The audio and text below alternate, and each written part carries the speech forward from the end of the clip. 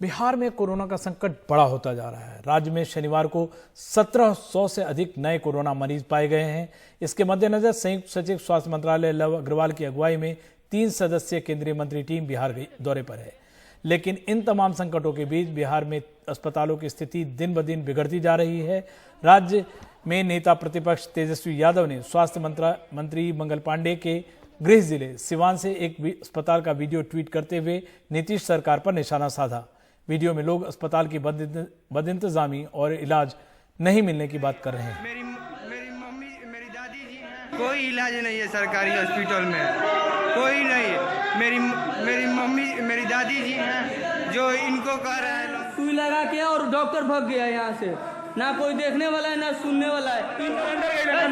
महाराज आपके साथ क्या दिक्कत है? हमारे साथ दिक्कत नहीं, हम 3 घंटे से मरीज लेके आए हैं। हाँ। मरीज यहाँ पे पड़ा हुआ, कोई ऑक्सीजन हम लेके आए। बंद करो। और देखिए यहाँ पे डॉक्टर रहे थे, यहाँ पे जो डॉक्टर थे वो भी चले गए और खाली हमारे जो ये देखिए ये भी डॉक्टर जा रहे हैं, देखिए ये भी डॉक्टर जा रहे हैं और इनका भी कोई वैल्यू भी नहीं है। ये सरकारी हॉस्पिटल है, क्या सरकार यही कुछ कर रही है? पैसा यही। वैसे ये बिहार में एक अस्पताल की बात नहीं है, जितने भी सरकारी अस्पताल हैं करीब करीब ऐसा ही नज़ारा आपको देखने को नज़र मिलेगा।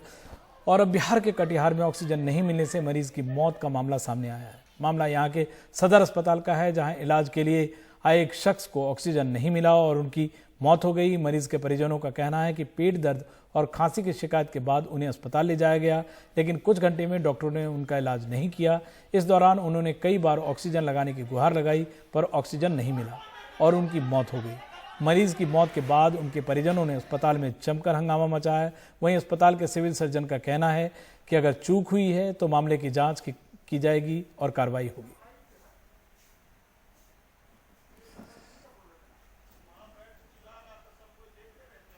देखिए, इसको खांसी होता था तो इनको यहाँ लेते आए तो वहाँ डॉक्टर साहब के यहाँ बोला बैठो। आप बैठे, 1 घंटा से बैठे हुए हैं। 1 घंटा से हम बोल रहे हैं कि ऑक्सीजन लगाइए, इनको ऑक्सीजन का दिक्कत हो रहा है, लेकिन सुनते रहे, हाय हेलो करते रहे, लेकिन ये ऑक्सीजन अभी तक अवेलेबल नहीं कर।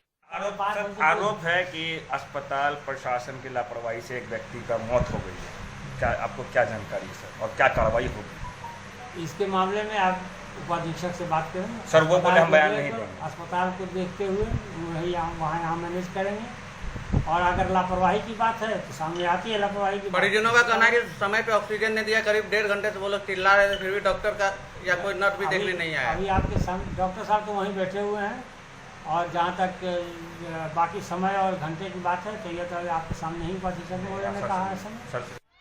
बिहार की राजधानी पटना में एम्स के नर्सिंग स्टाफ, कर्मचारी और सफाई कर्मी हड़ताल पर चले गए हैं। इनका कहना है कि 2 महीने से सैलरी नहीं मिली है, कोविड वार्ड में काम करना पड़ता है और इस दौरान कोरोना से प्रभावित होने पर कर्मचारी और परिवार के सदस्यों का एम्स इलाज नहीं करता है। कोरोना पॉजिटिव हो जा रहा है, उसका रिप्लेस नहीं लिया जा रहा है। देखिए एम्स का देश में कोरोना के मरीज रोजाना बढ़ते ही जा रहे हैं। अनलॉक होने के बाद दुकानें तो खुल गई हैं, पर लोगों को अब पहले से ज्यादा सावधानी बरतनी होगी। पान की दुकान पर पीपीई किट पहने व्यक्ति को पान लगाते देख आप सोचेंगे कि कोई डॉक्टर पान की दुकान पर क्यों बैठ गया, लेकिन हैरान होने की बात नहीं। बनारस में विशाल चौरसिया पहले भी पान लगाते थे, लेकिन कोरोना वायरस ने एहतियात बरतने पर मजबूर कर दिया है।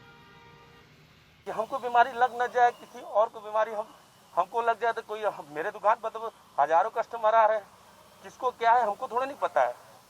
हम तो अपने सेपरेट रहेंगे ना, और वो भी सेपरेट है। मैं सैनिटाइजर का यूज करता हूँ, पूरा मैं खरीद के लाता हूँ, 1-2 लीटर, सबको पैसे भी सैनिटाइज करके लेता हूँ।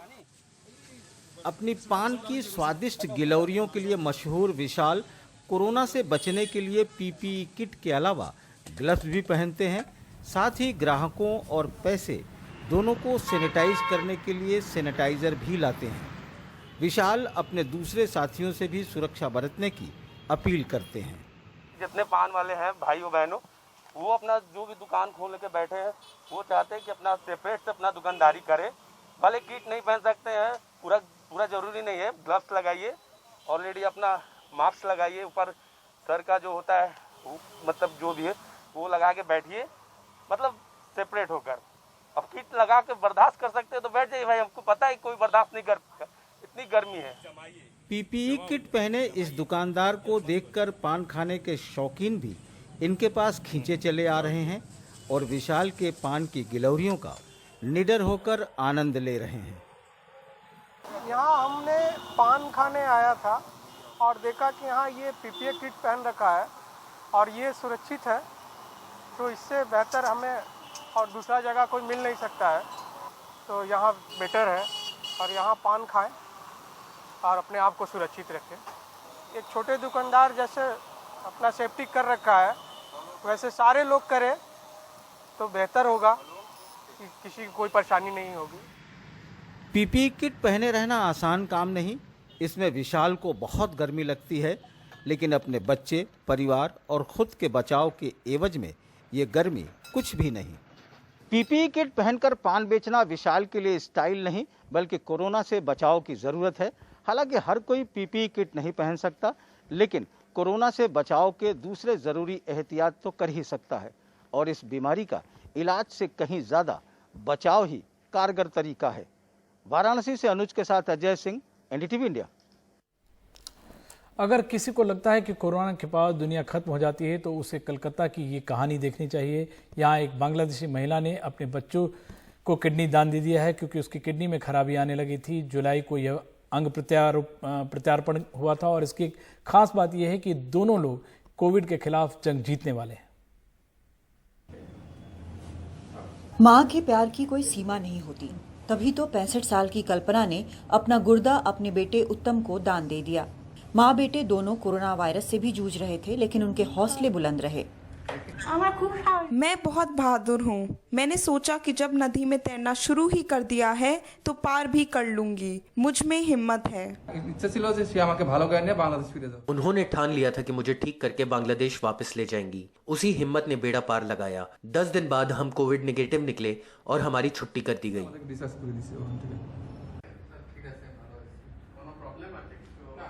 डॉक्टरों के लिए ये दोहरी चुनौती थी, अंग प्रत्यारोपण, वो भी महामारी के समय, और कोविड से ठीक हुए लोगों पर। माँ बेटे जनवरी में ढाका से निजी आर.एन. टैगोर अस्पताल आए थे। जब ट्रांसप्लांट की इजाजत मिली तब तक लॉकडाउन लागू हो चुका था।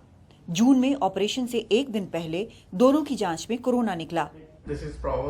जहां तक मुझे पता है देश में शायद ये पहला मामला होगा जहां अंग देने और लेने वाले दोनों ही पॉजिटिव थे और बाद में ठीक हुए। मायूसी के दौर में ये अच्छी खबर है। कोविड के साथ तो हम रह सकते हैं और गुजारा करना ही पड़ेगा, और कोविड के दौर में भी हम अपने मरीजों को अपनी सेवाएं यूं ही देते रहेंगे। बेशक कोविड के अंधेरे दौर में ये एक किरण तो नजर आई ही है। अब अस्पताल से छुट्टी मिल गई है तो वो 3 महीने बाद ढाका जाएंगे। ये दोनों असल मायने में कोरोना योद्धा हैं। कोलकाता से मोनिदीपा बैनर्जी की रिपोर्ट, एनडीटीवी इंडिया।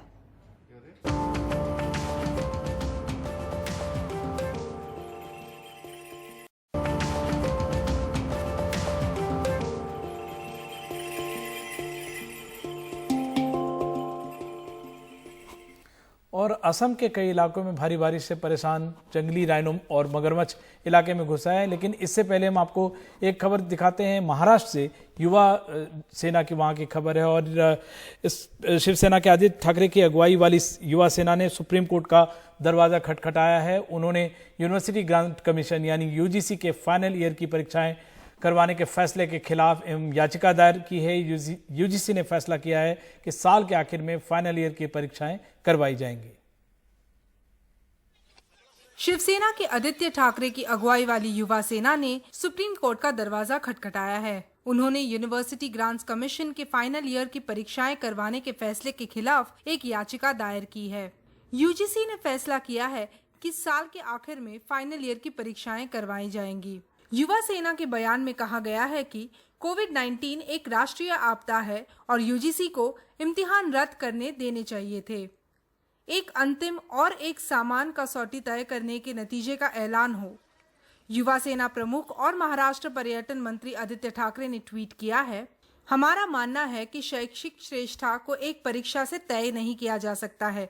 इसके लिए हमें पिछले सेमेस्टर के अंकों को जोड़ देना चाहिए। इसके बाद अगर छात्रों को परीक्षा में बैठने की जरूरत महसूस होती है तो वो स्वेच्छा से कोविड के बाद ऐसा कर सकते हैं।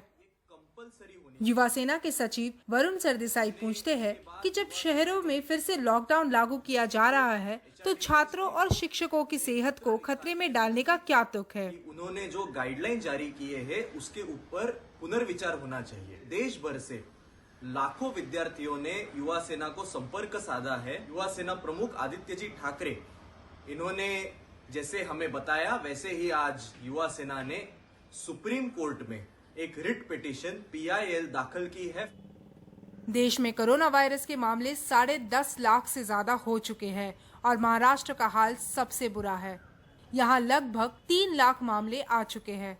राज्य सरकार ने दिल्ली, पंजाब, हरियाणा, राजस्थान, पश्चिम बंगाल और IITs के साथ परीक्षाएं न करने का फैसला किया था, लेकिन राज्यों और केंद्र मंत्रालय के बीच की खींचातान में छात्रों को समझ नहीं आ रहा है कि फाइनल ईयर की परीक्षाएं होंगी या नहीं।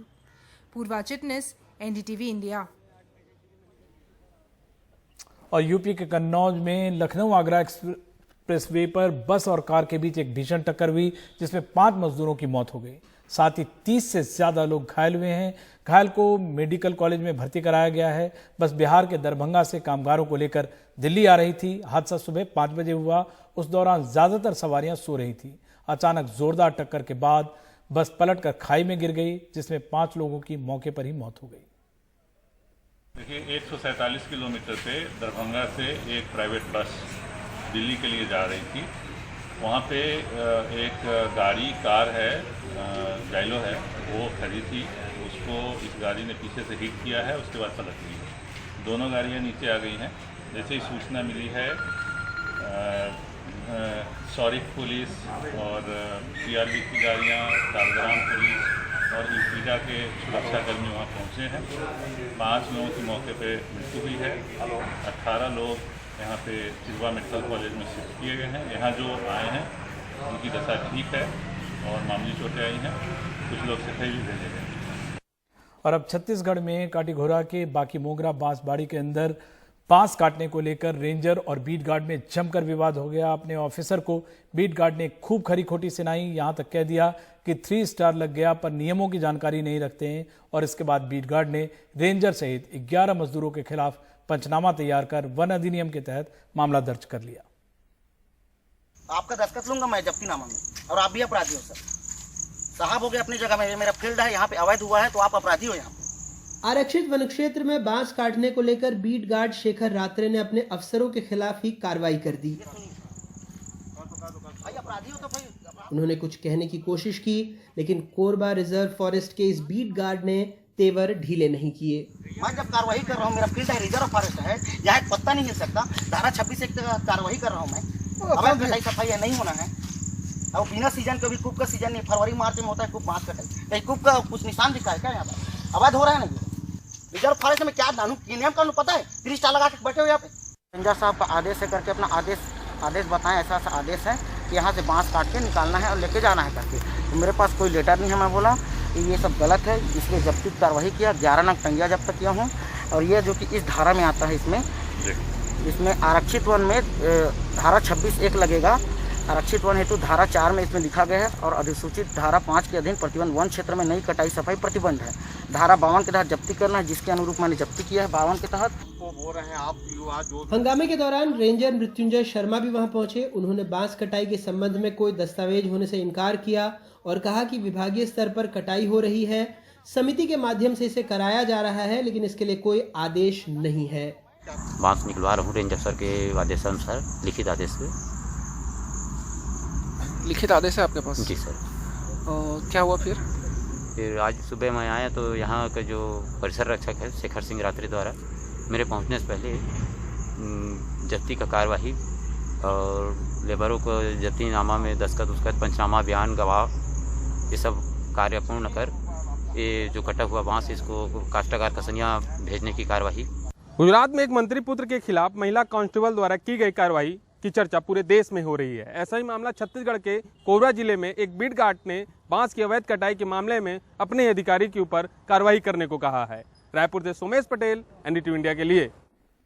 और अब चलते हैं गुजरात। वडोदरा के कलनपुर गांव के खेतों में 7 फीट लंबा मगरमच्छ देखा गया। गांव वालों ने मगरमच्छ को देख हेल्पलाइन नंबर पर फोन किया, जिसके बाद वडोदरा के रेस्क्यूअर्स ने वन विभाग के लोगों के साथ मौके पर पहुंचकर बड़ी मुश्किल के साथ मगरमच्छ को रेस्क्यू किया और वन विभाग को सौंप दिया। बारिश के मौसम में वडोदरा के आसपास जलाशयों से ये मगरमच्छ खाने की तलाश में रिहायशी इलाकों तक भी पहुंच जाते हैं।